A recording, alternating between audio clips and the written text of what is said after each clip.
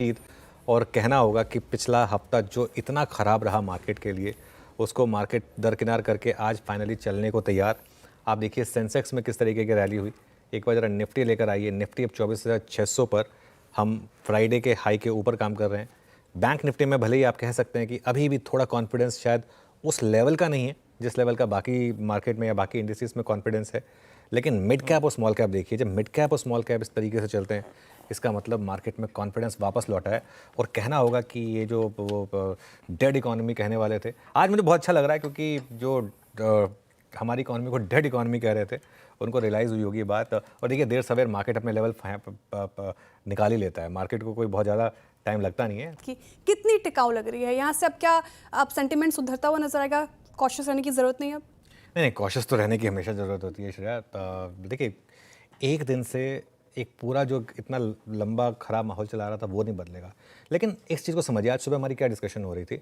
आज सुबह हमारी ये डिस्कशन थी कि क्यूज़ इतने अच्छे हैं, गिफ्ट निफ्टी पता नहीं क्यों वो उतना मूव नहीं दिखा रहा है। लेकिन सुबह का जो हमारा व्यू था कि अच्छे जीडीपी के आंकड़ों में अगर ऑटो सेल्स अगर अच्छे जुड़ गए तो फिर सोने पे सुहागा हो जाएगा। और इसीलिए मैं वेट कर रहा था ऑटो सेल्स की। मैंने बात की थी कि 15 अगस्त वाला वो जो अनाउंसमेंट था, अगर उसके बाद लोगों ने अपनी परचेजेस पोस्टपोन किया नहीं की, ये आंकड़े तो बता रहे हैं कि नहीं की, अगर करी भी तो भी इसका मतलब ये समझिए कि उससे पिछले 15 दिन में कितनी बाइंग हुई होती, और अगर पोस्टपोन ना करी होती तो और कितनी बाइंग होती। तो ओवरऑल तो इकॉनमी काफ़ी इंप्रूव हो रही है। यही जीडीपी आंकड़े बता रहे हैं आपको, यही आपको ऑटो सेल्स के आंकड़े बता रहे हैं। और देखिए, आप टू व्हीलर हो, ट्रैक्टर हो, पैसेंजर व्हीकल हो, कमर्शियल व्हीकल हो, सभी में आप देखें तो शानदार बिक्री रही। और सारे के सारे आप आज के इनके स्टॉक्स देख लीजिए तो उनमें सब में शानदार रैली थी। और बात हुई थी हमारी कि अगर सुबह की अगर ऑटो की बिक्री के जो आंकड़े अच्छे रहे तो फिर एक मूड सुधरेगा। और एक चीज़, जीएसटी कट का इंतज़ार शायद नहीं कर रहे हैं लोग, उसके बावजूद जमकर गाड़ियाँ खरीद रहे हैं। या ये भी हो सकता है कि अगर जीएसटी कट वाला मामला नहीं होता तो उल्टा और ज़्यादा नंबर हाई होता। लेकिन जो भी है, जिस तरीके से है, मुझे लग रहा है कि मार्केट बहुत शानदार है। देखिए, जहाँ तक निफ्टी की बात है ना, मेरा ये मानना है कि अगर थोड़ी सी तेज़ी और बढ़ी तो मार्केट में कॉन्फिडेंस बढ़ेगा। अगर आज आप किसी भी तरीके से 24,650 के ऊपर निकल गए या 24,600 के ऊपर आपने बंद दे दिया अगर इस मार्केट में, तो फिर वो फाइनली शॉर्ट थोड़ा सा डरेगा। एक चीज़ लेकिन कह देता हूँ मैं आपको कि मार्केट में ऐसे सिर्फ एक दिन से नहीं होगा, आपको ऐसे 2-3 दिन चाहिए। लेकिन आज की तेज़ी में जो चीज़ सबसे अच्छी है ना, आज ब्रॉड बेस्ड तेज़ी है। आज लोगों के स्टॉक्स चले। आज आप देखिए, जो आज मैं इसलिए नहीं कह रहा हूँ कि हमने सुबह उनकी बात की थी, आज देखिए जो हमने बिग स्टॉक में न्यूज़ के साथ जो स्टॉक्स की बात की है, आज देखिए क्या शानदार तेज़ी हुई उन स्टॉक्स में। पीजी हुआ, सीजी पावर हुआ, कोई भी स्टॉक आप उठा के देख लीजिए। ये आपको बता रहा है कि मार्केट इस आज अच्छी न्यूज़ को सुनने को तैयार है।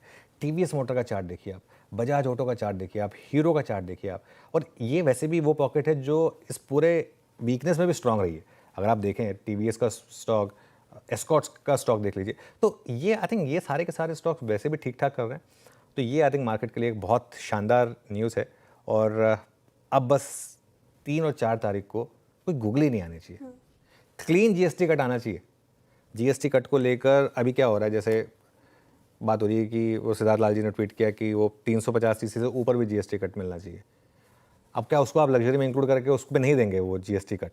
क्या उसको आप वो आई थिंक एक उसमें वो नहीं होना चाहिए। अब कर रहे हैं 18% अक्रॉस द बोर्ड होना चाहिए, ऑटोज़ में सब में होना चाहिए 18%। वहाँ फिर ये गूगली की जगह नहीं है, क्योंकि फिर ये जो कॉन्फिडेंस इंप्रूव हो रहा है ना, वो फिर ख़राब हो जाएगा। तो हाँ, तो इसके लिए वहाँ पे मैं चाहूँगा और मेरी अपील होगी ये कि आप जो भी कर रहे हैं ना, वो जीएसटी कट पूरी की पूरी बाज़ार की नज़र है उसके ऊपर।